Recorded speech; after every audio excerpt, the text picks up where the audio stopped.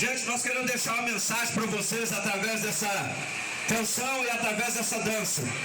E a mensagem é a seguinte: existe satisfação, existe paz e real. Existe uma liberdade que não depende do lugar para onde você vai. Não depende se você está no teu serviço, num dia escaldante de calor, se você está na praia. Existe uma alegria que não depende do dinheiro que você tem no bolso ou deixou de ter, ou quem você está conseguindo levar para sair, ou se você está sozinho. Existe uma satisfação que não depende da quantidade de bebida ou droga que você ingeriu.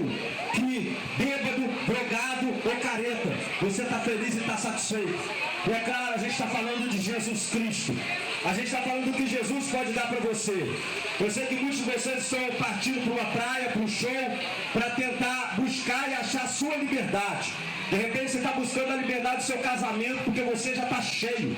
Você já não suporta mais a guerra dentro de casa.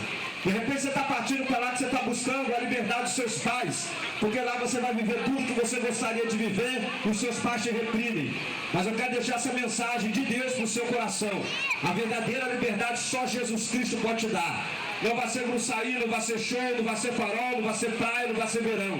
É em Jesus. Porque o reino de Deus não está aqui nem ali. O próprio Jesus disse isso. O reino de Deus nasce dentro de você, quando você abrir teu coração.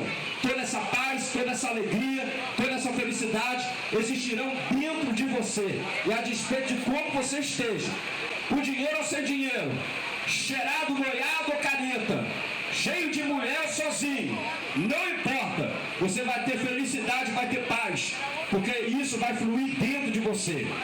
Que o Senhor Jesus te abençoe e que Ele possa te levar e te trazer em paz depois desse fim de semana. Integridade física, emocional e espiritual. Ele te livre do mal. Ele te faça meditar na profundidade dessas palavras. A gente fez tudo isso aqui, pagamos esse mico santo para deixar essa mensagem abençoada de Deus para o seu coração. Que o Senhor te abençoe e aqueles que entenderem que Jesus é digno, vamos dedicar junto uma salva de palmas para Ele. Obrigado.